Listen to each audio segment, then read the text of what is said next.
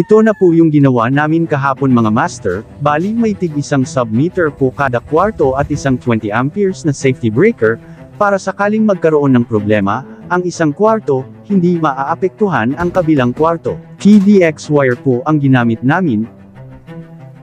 Number 14 para sa ilaw, at number 12 naman para sa outlet, hanggang sa home run, at papuntang submeter.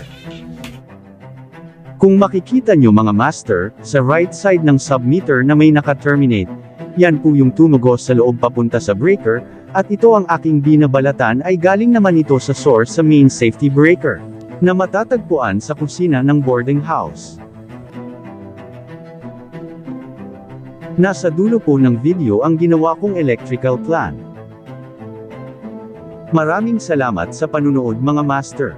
At kung nagustuhan nyo ang ating topic ngayon, nagmamakaawa ako na huwag pong kalimutan mag-like at comment sa inyong mga feedbacks para dagdag ideya na rin sa mga baguhan. Hanggang sa susunod na video, ingat po lagi sa trabaho.